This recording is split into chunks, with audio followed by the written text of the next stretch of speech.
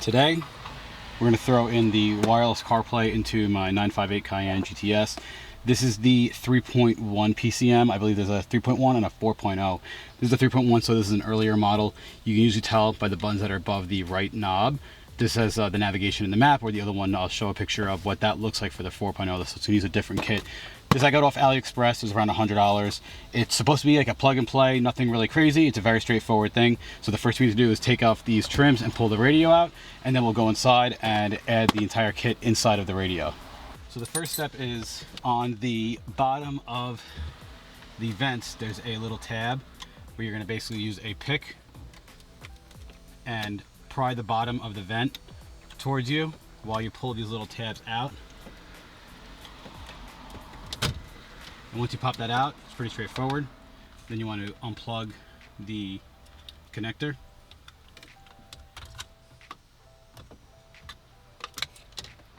And pretty much, you can see here, there's the little clips right here on the side, these little tabs.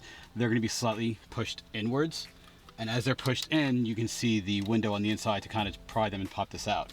So that's one side, and that just comes out just like that. And then disconnect that side. Next step is you want to lay this down. Next step is we will take a T27 Torx, and you have to take out the 4 screws that are holding the radio on. You also want to remove these trim pieces along the sides. Pretty much you're going to take these and they slip right back into these pieces of the vent, because this is where they slide into. So this side is for the driver, so we'll take this one out. Kind of acts as like a grommet or like a spacer of some sort. And then this one, same thing. And now that we got the radio bolts out, we will turn the key.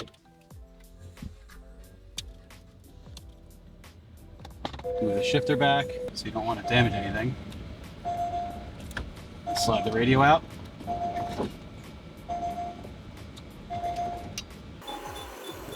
Disconnect the radio and the plugs on the back side.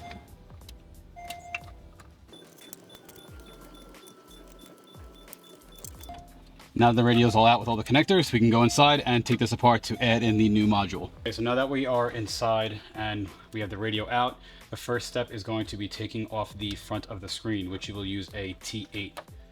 So I have the radio on top of a rag so you don't want to scratch it.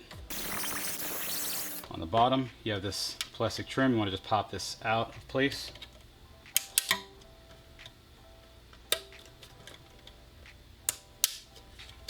Just put this to the side. So you have 2 longer ones and 2 shorter ones. The shorter ones will go on the bottom. And once you get that out, you want to just kind of take a pry bar, a flathead screwdriver. It's a little tight, but it unclip from everywhere.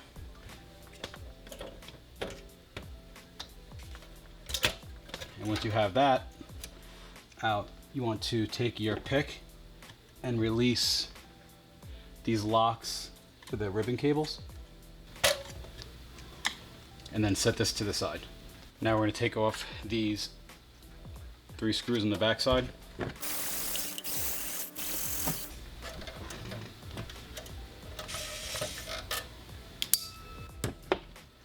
And then this sits on a slotted area, so you want to slide this back.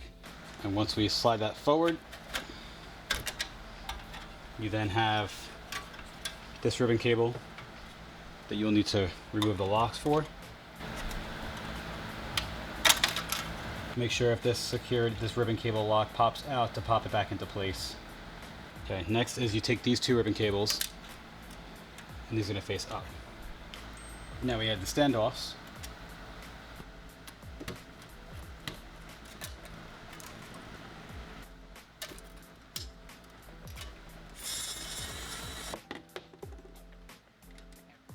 And then thread these standoffs on top of the other standoffs so that it sits above the Sirius XM module. Now that we have all the standoffs in place, now this sits right above that. Now we feed the ribbon cables into place.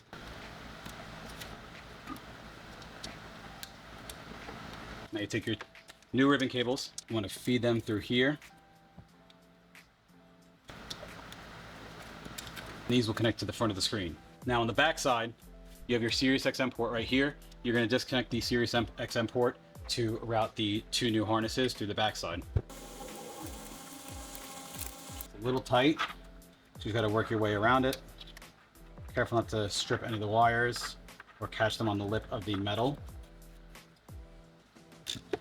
To angle this up and get this connector plugged in, make sure this is tucked, the wires are tucked underneath this metal bracket because you don't want them rubbing through over time. Now that that's all plugged in, you want to tuck these wires down. And now your main board is in place. This XM cable is going to stay disconnected. It's just going to kind of sort of hang on the backside. And then you also don't want to forget the antenna wire. So same spot right through where that Sirius XM spot is. Feed this wire through. And this will be connected originally. I disconnected so I can get in here. And then there's a little spot that's just going to pop onto. This is your antenna for your wireless CarPlay. That clips into this spot right here. And then route the wire back out the backside. We will reinstall this ribbon cable, which is going to be a little tricky.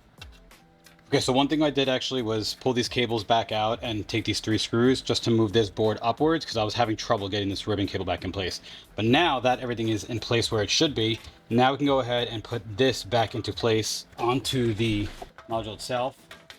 Now keep in mind there are slots that these slide into. You need to be careful with these ribbon cables right here. Now those are all pushed back into place. Now on the front side, we have the screen. Line this all back up. You have these little slots on the top where these are going to sit. So you want to try and feed the ribbon cable back into the slot. Line these up. And the 2 longer screws for the top. Clip back on the plastic trim piece. And now this is ready to go back into the car. Now that we're back in the car, one more thing you need to do that I learned is there is this fiber optics cable on the back side that you will need to clip out of the original harness right here on the bottom clip. It's this 2 orange wire plug right here. And now that that's out, you take your new harness, the side that goes into the radio. You want to take that same plug you just disconnected and re-plug that back into here. And that'll clip right back into the same spot. Now you take your original plug, clip that into place. Now you have your new plug that goes into the radio. This goes in the radio. So now we can start reconnecting everything on the radio on the back side.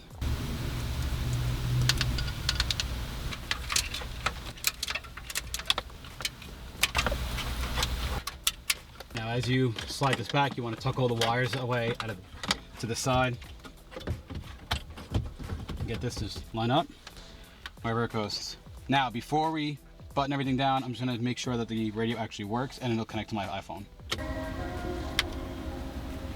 G105. I listen to it everywhere. I can always... 1 week later. So about a few days since that last video, unfortunately the kit that I actually had was defective and I had to get another kit, pretty much the same exact parts, same install, but I finally got it to work.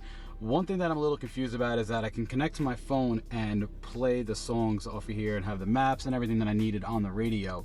But the one thing that I'm confused about is that I couldn't get it to connect with the music itself and play unless I switch to this, which is media, and then switch it to the aux Bluetooth on the actual car radio. Then you hold down this button here, the info, for a couple seconds, and that goes back to the Apple CarPlay. So everything is still touchscreen, it still works, still shows all the maps and everything, so it's a super convenient setup to go with the OEM radio, and there's no extra wires or anything, there's no extra mic. It uses a factory microphone, which is really nice and convenient. So if you do know what the reason would be why you have to go to the auxiliary Bluetooth, or there's another way to connect the phone to the CarPlay and not have to connect the Bluetooth radio first and then go back to the actual CarPlay on here, leave a comment below. It'll definitely be helpful to myself and others who actually need this video to install this kit.